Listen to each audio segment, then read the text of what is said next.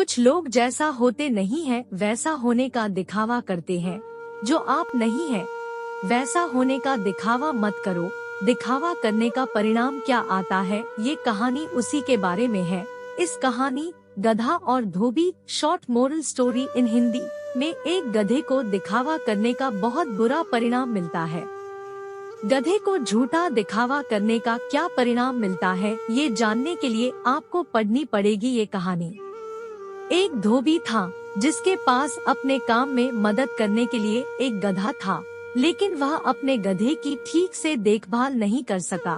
जहाँ वह रहता था उसके आसपास घास का अभाव था। धोबी के पास गधे को खाने के लिए देने के लिए पर्याप्त खाना नहीं था। परिणामस्वरूप गधा दुबला और कमजोर हो गया था।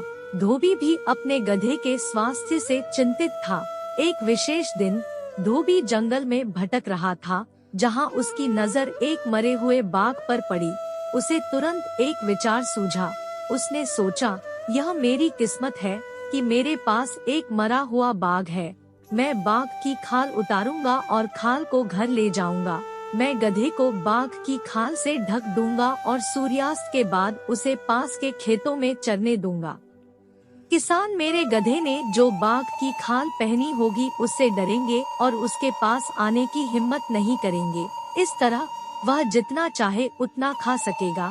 धोबी ने सूर्यास्त के बाद ऐसा ही किया और पेट भर खाना खाने के बाद गधा सुरक्षित वापस लौट आया।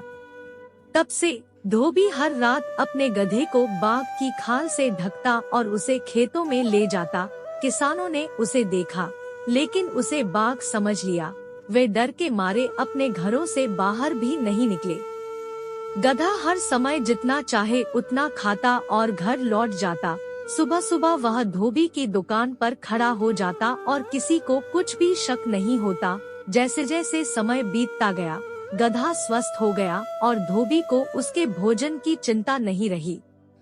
एक रात जब वह खेतों में ताजी फसल चर रहा था, तो उसे एक आवाज सुनाई दी। वह एक मादा गधी थी जो दूर से रेंक रही थी। वह आकर्षित हुआ और बदले में चिल्लाया। किसान जो बाघ के डर से उसे अंदर से देख रहे थे, उन्होंने यह सुना और समझ गए कि यह बाघ नहीं गधा है। वे बाहर आकर देखने लगे। सचमुच वह बाघ की खाल पहने गधा था। उन्होंने गधे को लाठियों से दौड़ाकर मार डाला। मोरल, आपके लिए बेहतर यही होगा कि जो आप नहीं हैं वैसा होने का दिखावा न करें। अगर आपको हमारी स्टोरी गधा और धोबी short moral story in Hindi अच्छी लगी हो तो अपने दोस्तों के साथ भी शेयर कीजिए और कमेंट में जरूर बताइए कि कैसी लगी हमारी ये कहानी।